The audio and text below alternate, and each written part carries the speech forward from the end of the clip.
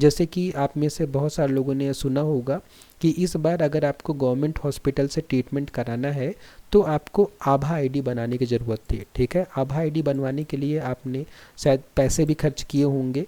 तो लेकिन अगर आपको इस पोर्टल के बारे में पता होता तो आप इस पोर्टल में जाकर आभा आईडी खुद से ही बना सकते थे। ठीक है, आप ही ई हॉस्पिटल लिखते और आप इनकी वेबसाइट पर जाते, और जैसे ही इनकी वेबसाइट खुलती तो अब देखिए ये है, तो ये है हमारा ई हॉस्पिटल की वेबसाइट। ठीक है, आप यहाँ पे जाएंगे, देखिए ये लिखा है क्रिएट हेल्थ आईडी, और मैं यहाँ पे क्लिक करूँगा क्रिएट हेल्थ आईडी पर, तो मुझे यहाँ पर ऑप्शन मिलेगा, देखिए आभा, है ना, आभा, यही आभा आईडी तो बनवानी थी अभी कुछ दिन पहले, तो इसके लिए आप बहुत परेशान हुए होंगे।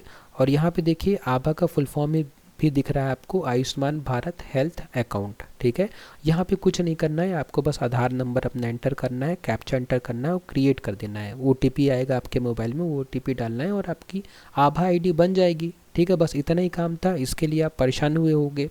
तो देखिए इतना सिंपल है ना, ये पोर्टल्स जानबूझ के इतने सिंपल बनाए जाते हैं। इंट्रोडक्शन टू आईटी सिस्टम्स के इस वीडियो सीरीज़ के वीडियो नंबर 4 में आज हम डिजिटल इंडिया पोर्टल्स के बारे में समझेंगे। आज के इस वीडियो में हम समझेंगे कि डिजिटल इंडिया इनिशिएटिव क्या है और साथ ही वो कौन कौन से पोर्टल्स हैं जो कि सरकार द्वारा नागरिकों तक सरकारी सेवाओं को पहुंचाने के लिए बनाए गए हैं।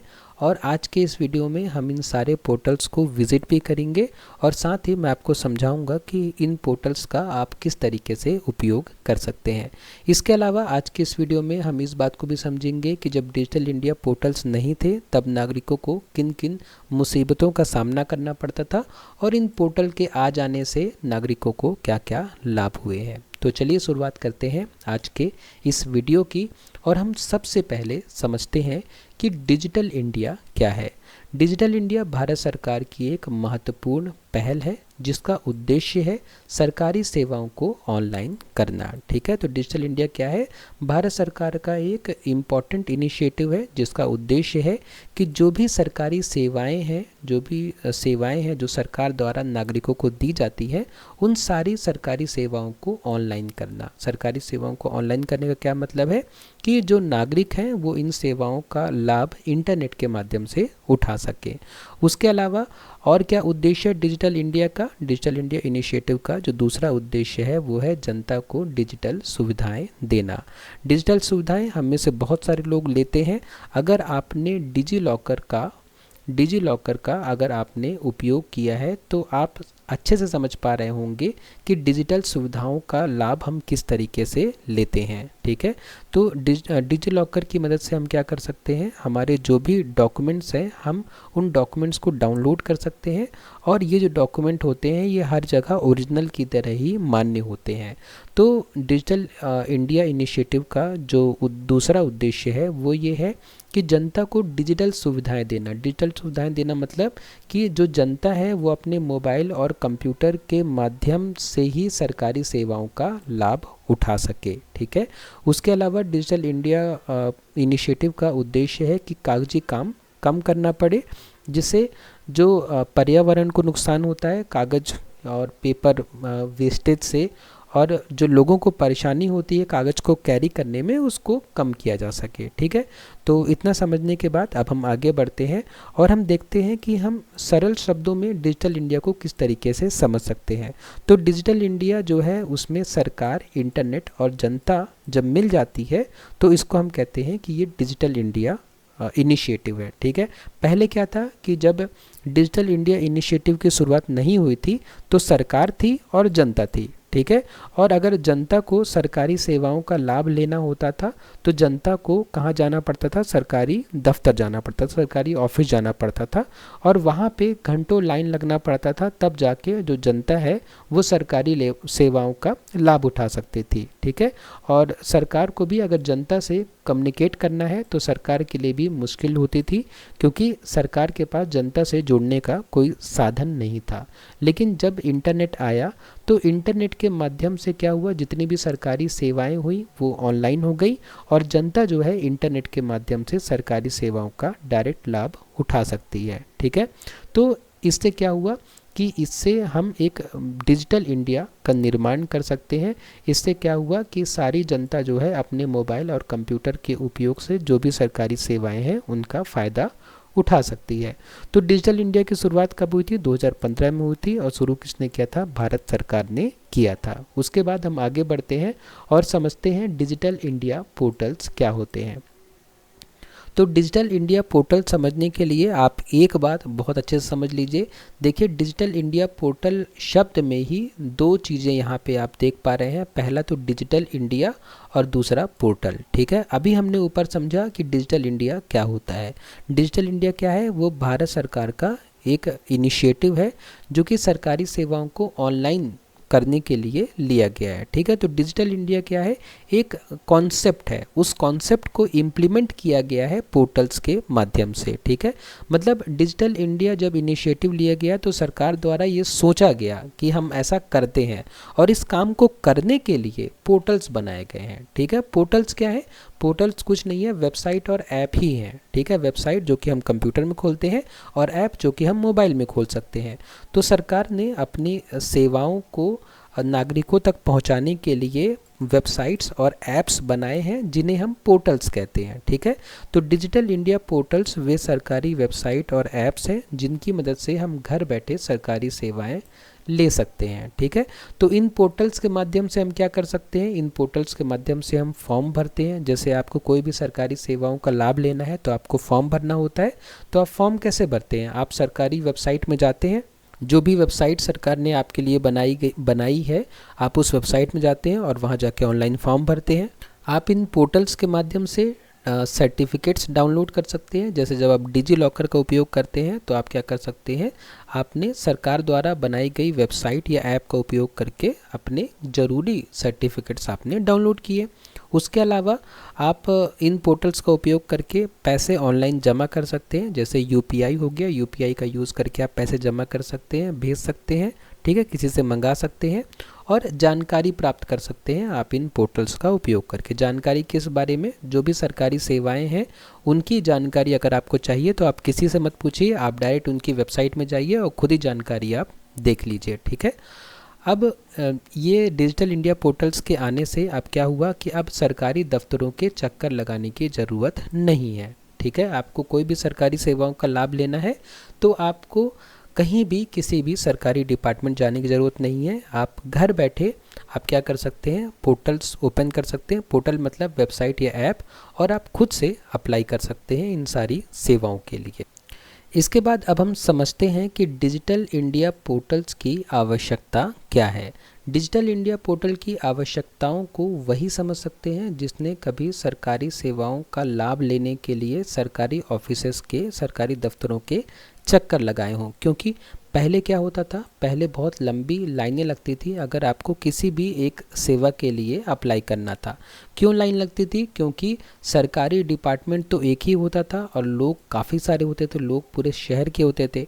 तो जब भी जिस दिन भी वो डिपार्टमेंट खुलता था तो बहुत सारे लोग इकट्ठा पहुंच जाते थे और बहुत लंबी लाइन लगती थी उस पर्टिकुलर सेवा के लिए अप्लाई करने के लिए। तो इसीलिए बहुत लंबी लाइनें लगती थी, बहुत ज़्यादा समय लगता था क्योंकि लंबी लाइनें हैं। ठीक है, कभी आपका जब नंबर आया तो हो सकता है लाइट चली जाए, हो सकता है कि सर्वर चला जाए, हो सकता है कि लंच हो जाए। ठीक है, कुछ भी हो सकता है, बहुत ज़्यादा समय लगता था।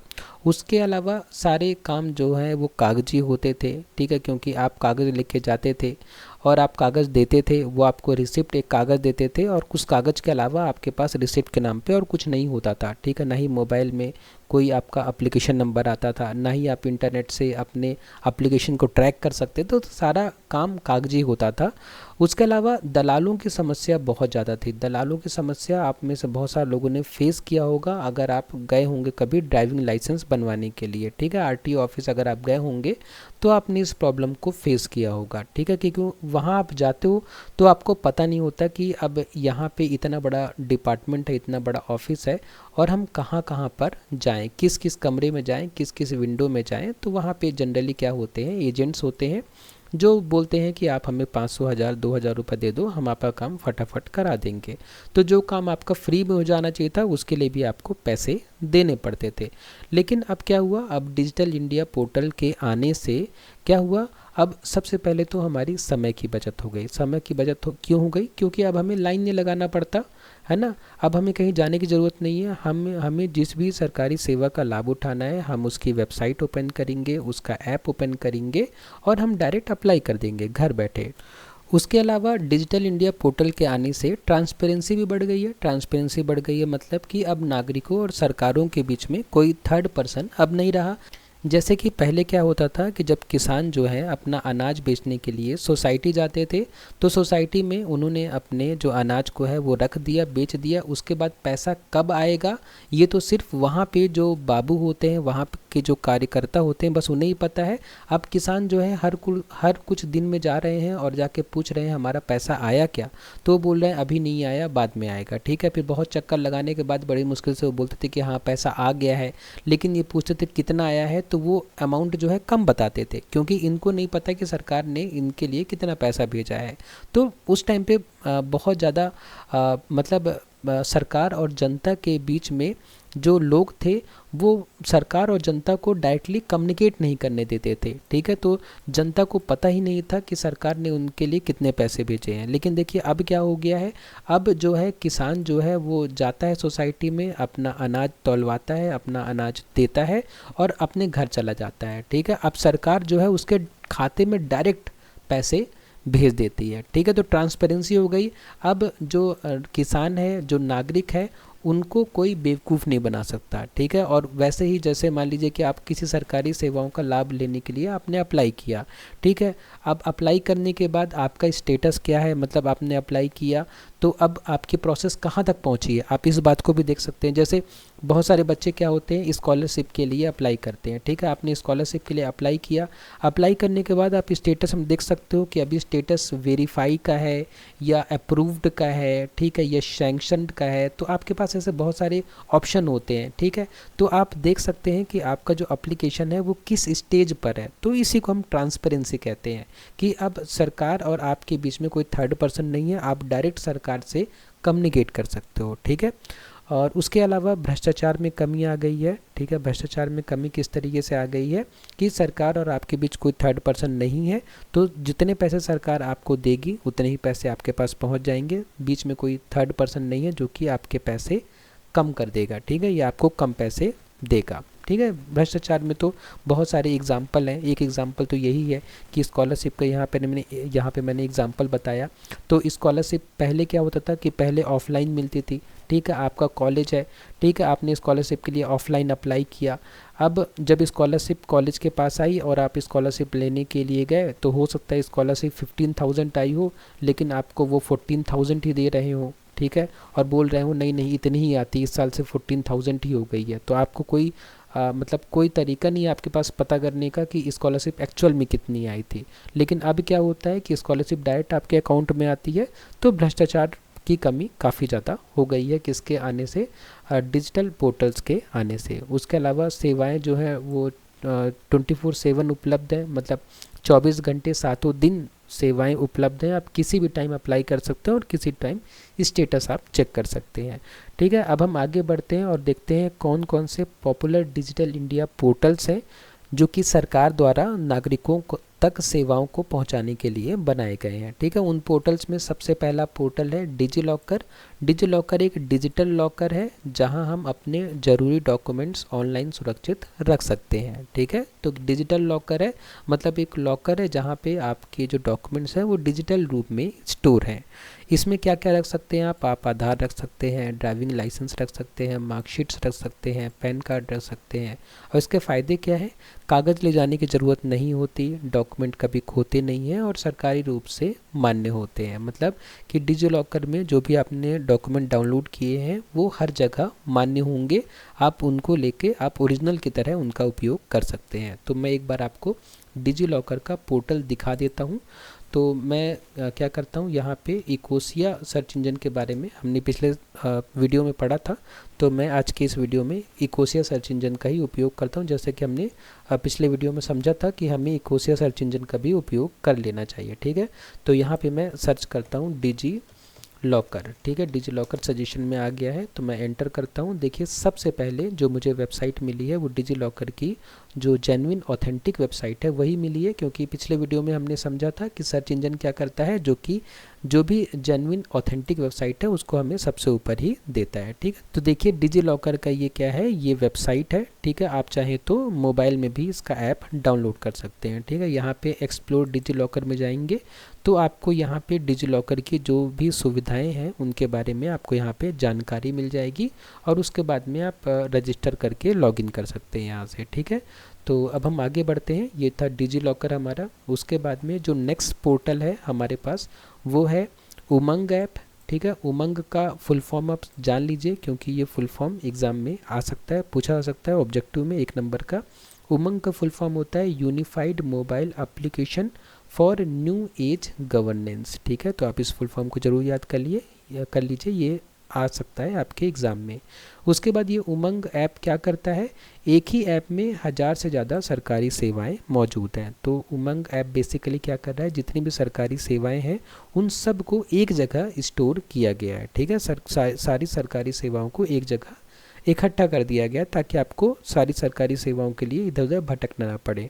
तो इसमें कौन कौन सी सेवाएं हैं, जैसे गैस बुकिंग की, pension detail, PF services, electricity bill. इसका फ़ायदा क्या है कि एक ही ऐप में आपको बहुत सारी सेवाएं मिल जाती हैं। मैं आपको इसका पोर्टल दिखा देता हूं। तो उसके लिए हम क्या करेंगे, हम सर्च इंजन में जाएंगे और यहाँ पे मैं क्या लिखूँगा, उमंग, ठीक है। उमंग लिखूँगा, देखिए यहाँ पे उमंग आ गया। मैं पोर्टल भी लिख दूँगा आगे, उमंग पोर्टल। तो मैंने जैसे ही सर्च किया, देखिए सबसे ऊपर ये उमंग जो जेन्युइन वेबसाइट है, जो ऑथेंटिक वेबसाइट है, वो हमें यहाँ पे सजेशन में दिख गई है। और मैं यहाँ पे जाके इसको क्लिक करूँगा तो ये है मेरा उमंग की वेबसाइट, ठीक है। तो यहाँ पे आप सर्विसेज में जाएंगे तो यहाँ पे आपको जो भी भारत सरकार की जो सर्विसेज हैं जो कि नागरिकों के लिए बनाई गई हैं, तो सारी सर्विसेज का आपको यहाँ पे लिंक मिल जाएगा। आपको जो भी सर्विस चाहिए आप उस पर क्लिक करिए और आप उसके वेबसाइट में पहुँच जाएंगे, जहाँ से आप उस सर्विस के लिए अप्लाई कर सकते हैं, ठीक है। तो आप इस वेबसाइट को भी एक्सप्लोर करिएगा, काफ़ी उपयोगी हो सकता है आपके लिए भी। तो अब हम आगे बढ़ते हैं और देखते हैं तीसरे पोर्टल के बारे में। आधार पोर्टल है, आप में से बहुत सारे लोगों ने आधार पोर्टल का उपयोग किया होगा। आधार क्या है, मतलब आधार पोर्टल क्या है, आधार कार्ड से जुड़ी सभी सेवाओं का पोर्टल है, ठीक है। अगर आधार कार्ड से जुड़ी किसी भी सेवा का आपको लाभ लेना हो तब आप इस पोर्टल को विज़िट कर सकते हैं। क्या कर सकते हैं हम इस पोर्टल से, इस पोर्टल से हम आधार अपडेट कर सकते हैं, मोबाइल नंबर लिंक कर सकते हैं, आधार को डाउनलोड कर सकते हैं। और इसका आधार का महत्व क्या है, ये आइडेंटिटी का सबसे बड़ा डिजिटल साधन है, ठीक है। जब भी आपको आइडेंटिटी अपनी बतानी होती है इंडिया में, तब आप आधार का उपयोग करते हो। और इसके लिए पोर्टल कौन सा है, तो आधार का पोर्टल अगर आपको विज़िट करना हो तो आपको कुछ नहीं करना, सर्च इंजन जाके आपको लिखना है आधार, ठीक है। बहुत ही देखिए जो पोर्टल्स बनाए जाते हैं वो पोर्टल इतने सिंपल होते हैं, ये जानबूझ के कुछ इस तरीके से बनाए जाते हैं कि लोगों को यूज़ करने में दिक्कत ना हो, ठीक है, यूज़ करने में लोगों को आसानी हो।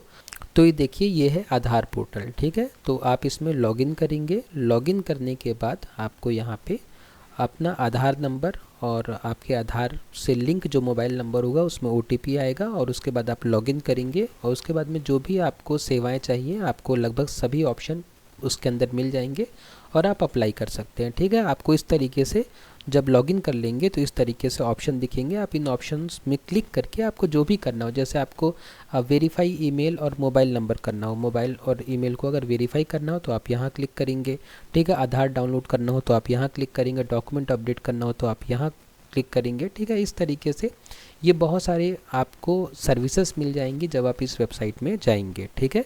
तो आपको किसी के पास, किसी ऑफिस, किसी MP ऑनलाइन में जाने की आवश्यकता भी नहीं है। यहाँ पे जो भी सर्विसेज हैं वो बहुत सीधे सीधे आपको यहाँ पे प्रदान की जाती हैं, सीधे सीधे आपको यहाँ पे दिखाई जाती है। आप क्लिक करके जो स्टेप्स आपको बोला जाए वो करते हुए आप अपना काम कर सकते हैं, ठीक है।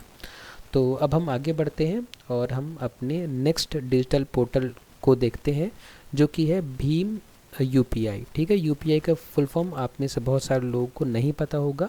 यूपीआई का फुल फॉर्म होता है यूनिफाइड पेमेंट्स इंटरफेस, ठीक है। इसको आप ज़रूर याद रखिएगा, ये एग्ज़ाम में आ सकता है कि यूपीआई का फुल फॉर्म बताइए। उसके अलावा भीम का फुल फॉर्म पूछा जा सकता है, तो भीम का फुल फॉर्म है भारत इंटरफेस फॉर मनी, ठीक है, भारत इंटरफेस फॉर मनी। तो अब भीम और यूपीआई में रिलेशन भी समझ लीजिए। देखिए, जो यूपीआई है वो डिजिटल पेमेंट सिस्टम है, ठीक है। यूपीआई को हम क्या बोलते हैं? Digital payment system. और इस डिजिटल पेमेंट सिस्टम का उपयोग करने के लिए भीम एप्लीकेशन बनाया गया है, ठीक है। मतलब भीम एप्लीकेशन का उपयोग करके हम यूपीआई डिजिटल पेमेंट सिस्टम का उपयोग कर सकते हैं, ठीक है। मतलब यूपीआई क्या है? एक सिस्टम है, एक सर्विस है, ठीक है। इस सर्विस का लाभ उठाना है अगर आपको, तो आपको भीम, या तो आपके मोबाइल में भीम होना चाहिए, या तो आपके मोबाइल में फ़ोन पे होना चाहिए, ठीक है, या तो आपके मोबाइल में गूगल पे होना चाहिए, ठीक है, या इसी तरीके का कोई एप्लीकेशन होना चाहिए। तो ये सारे एप्लीकेशन है जो कि डिजिटल पेमेंट सिस्टम का उपयोग करके आपको ट्रांजेक्शन करने में हेल्प करते हैं, ठीक है, बैंक ट्रांजेक्शन करने में आपको हेल्प करते हैं। तो ये कॉन्सेप्ट हो गया। और ये आप भीम यूपीआई को उपयोग करके क्या कर सकते हो? पैसे भेज सकते हो, पैसे प्राप्त कर सकते हो, बिल पेमेंट कर सकते हो। फ़ायदे क्या क्या है? कैशलेस ट्रांजेक्शन कर सकते हो आप, फास्ट और सिक्योर होता है, 24/7 आप पेमेंट कर सकते हो। तो मतलब फ़ोन पे ही आप सारी बैंकिंग कर सकते हो। तो आप में से मैक्सिमम लोगों ने या 100% लोगों ने यूपीआई का उपयोग किया होगा, इसलिए मैं यूपीआई को नहीं दिखा रहा हूँ ओपन करके, क्योंकि मुझे पता है कि हम सब आजकल यूपीआई का उपयोग कर रहे हैं। इसके बाद जो हमारे पास नेक्स्ट पोर्टल है, जो कि नेक्स्ट डिजिटल इंडिया पोर्टल है, वो है नेशनल स्कॉलरशिप पोर्टल। आप में से मैक्सिमम लोगों ने इस पोर्टल का उपयोग किया होगा। इस साल क्या करना है? स्कॉलरशिप अप्लाई करने के लिए आपको ओटीआर करने की आवश्यकता है। ओटीआर मतलब क्या होता है? वन टाइम रजिस्ट्रेशन करने की आवश्यकता है। तो ओटीआर करने के लिए आपने इस वेबसाइट को, इस पोर्टल को आपने विजिट किया होगा। तो ये नेशनल स्कॉलरशिप पोर्टल किसके लिए है? ये स्टूडेंट्स के लिए है, ठीक है। और क्या क्या सेवाएं इसमें मिलती हैं? आप स्कॉलरशिप के लिए अप्लाई कर सकते हैं, आप स्टेटस चेक कर सकते हैं अपनी स्कॉलरशिप का, पेमेंट डिटेल्स आप देख सकते हैं कि आपको स्कॉलरशिप का पेमेंट हुआ कि नहीं हुआ। और फ़ायदा क्या है इस पोर्टल का? इसका फ़ायदा है कि गरीब और मेधावी छात्रों को सहायता मिल जाती है स्कॉलरशिप प्राप्त करने के लिए, ठीक है। तो इस पोर्टल को मैं आपको एक बार दिखा देता हूँ, एनएसपी पोर्टल को, क्योंकि जब भी आपको इस तरीके से किसी भी सरकारी पोर्टल का उपयोग करना हो, तो आप ये मान के चलिए कि इन सारे पोर्टल का जो इंटरफेस होता है वो काफ़ी सिंपल होता है, ठीक है। देखिए यहाँ पे सर्च इंजन हमारा चेंज हो गया, मैं फिर से इकोसिया कर लेता हूँ, ठीक है, क्योंकि क्या होता है ना कि मैं एज ब्राउज़र यूज़ कर रहा हूँ, और एज का जो डिफ़ॉल्ट सर्च इंजन है वो क्या है? डिफ़ॉल्ट सर्च इंजन एज का बिंग है, जो कि हमने पिछले वीडियो में समझा भी था। तो मैं यहाँ पे क्या ओपन कर रहा था? NSP, national scholarship portal. तो मैं आपको क्या बता रहा था कि देखिए ये सारे पोर्टल क्या हैं कि जानबूझ के बहुत सिंपल बनाए गए हैं। इतने सिंपल बनाए गए हैं कि एक साधारण छात्र भी इन सारे पोर्टल्स को देख के समझ सके कि कहाँ पे हमें क्या करना है। तो जैसे आप स्टूडेंट हैं, आपने नेशनल स्कॉलरशिप पोर्टल ओपन किया और आप यहाँ पे आके देख सकते हैं, देखिए यहाँ पे स्टूडेंट्स लिखा हुआ है, तो मतलब आपके काम की चीज़ है, तो आप यहाँ पे क्लिक कर देंगे, ठीक है। उसके बाद में जो भी इंटरफेस खुलेगा वो भी इतना इजी होगा। देखिए जैसे यहाँ पे अनाउंसमेंट है कि जो भी सरकार आपको बताना चाह रही है उस बारे में यहाँ पे लिखा हुआ है। उसके बाद में देखिए ओटीआर करना हो तो यहाँ पे आप क्लिक करिए, स्कॉलरशिप के लिए अप्लाई करना हो तो यहाँ पे क्लिक करिए, स्कीम्स देखनी हो तो यहाँ पे, एप्लीकेशन स्टेटस चेक करना हो तो यहाँ पे, पेमेंट ट्रैक करना हो तो यहाँ पे। देखिए कितना सिंपल इंटरफेस बनाया गया है, ठीक है। इतना सिंपल इंटरफेस इसीलिए बनाया गया ताकि आपको अप्लाई करने के लिए इधर उधर भटकना ना पड़े और आप खुद से ही अप्लाई कर सकें। बस आप थोड़ा धैर्य रखिए और जो जो आपसे डिटेल मांगी जा रही है आप एक एक करके सारी डिटेल देते जाइए। थोड़ा पढ़ना आप समझिए, जैसे ये लिखा है ना। तो अगर आपको इंग्लिश पढ़ने में आप कंफर्टेबल हैं तो बहुत अच्छी बात है, नहीं तो इसको आप गूगल हिंदी टूल यूज़ होता है वेबसाइट को जो कि हिंदी में कन्वर्ट करे, तो आप उसको यूज़ करिए, आप पढ़ के आप खुद से करने की कोशिश करिए।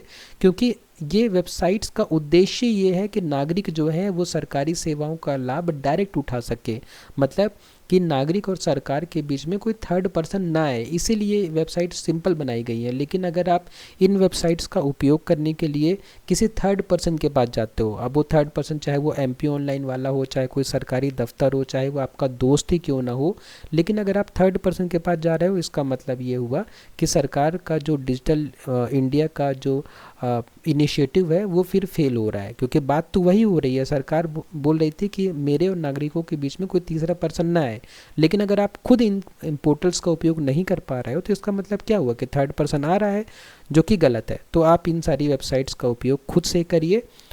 शुरुआत में जब आप पहली बार यूज़ करेंगे थोड़ा डिफ़िकल्टी होगी, लेकिन जैसे जैसे आप यूज़ करते जाएंगे तो आप सहज महसूस करने लग जाएंगे। ठीक है।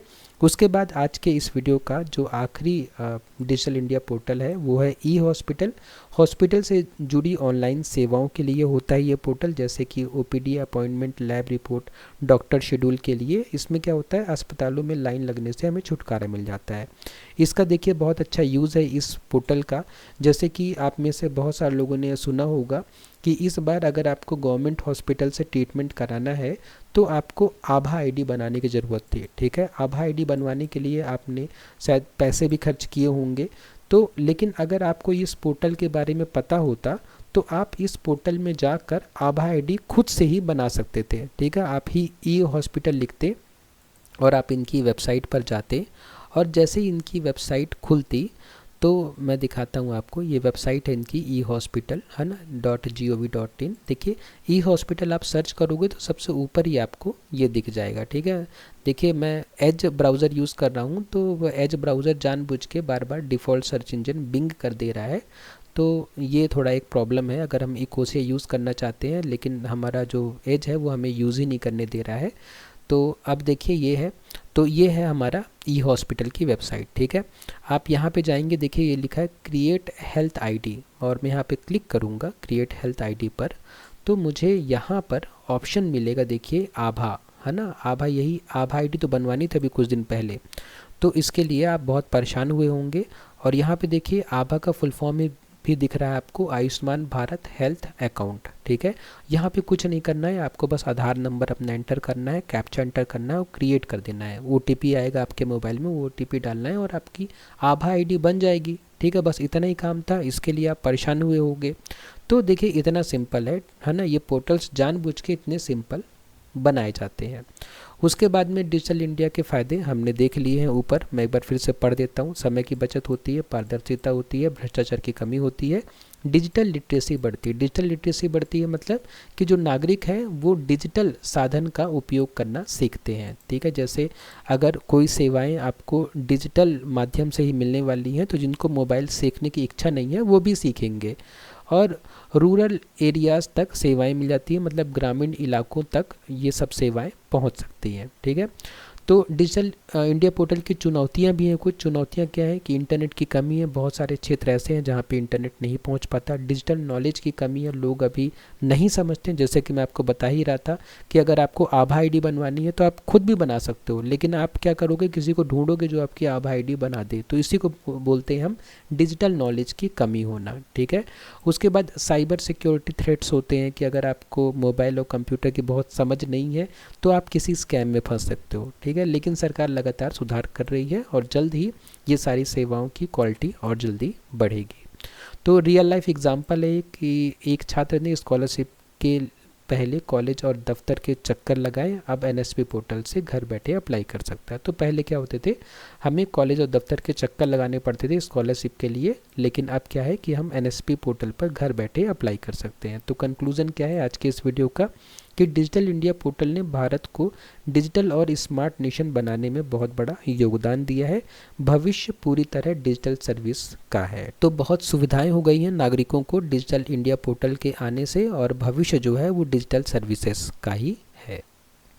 तो आज के इस वीडियो में बस इतना ही। अगर आपको इस नोट से पढ़ना है, जिस नोट से आज हमने डिजिटल इंडिया पोर्टल के बारे में इतनी सारी जानकारी देखी, तो इस नोट्स को डाउनलोड करने के लिए आप मेरे यूट्यूब चैनल पर जा सकते हैं और मेरे यूट्यूब चैनल पर आपको ये मोर नाम की बटन मिल जाएगी। यहाँ पे आप क्लिक करोगे तो यहाँ पे गूगल ड्राइव की लिंक मिल जाएगी जिसमें सारे नोट्स मैं शेयर करता हूँ जो भी मैं यूट्यूब में पढ़ाता हूँ। तो जैसे ही आप इस ड्राइव में पहुँचोगे गूगल ड्राइव में, तो यहाँ पर अभी मैंने इंट्रोडक्शन टू आईटी सिस्टम्स के नोट अभी शेयर नहीं किए हैं। मैं जैसे ही आपको ये वीडियो पहुँचेगा तब तक मैं यहाँ पे एक फ़ोल्डर बना चुका हूँगा इंट्रोडक्शन टू आईटी सिस्टम्स के नाम से, और यहाँ पे सारे नोट्स जो भी मैं वीडियो अपलोड कर रहा हूँ उसके नोट्स आपको यहाँ पर मिल जाएंगे। ठीक है, तो अगर आपको वीडियो पसंद आए तो वीडियो को लाइक करें, शेयर करें अपने फ्रेंड्स के साथ में और सब्सक्राइब करें चैनल को। आपने वीडियो को लास्ट तक देखा उसके लिए बहुत बहुत धन्यवाद।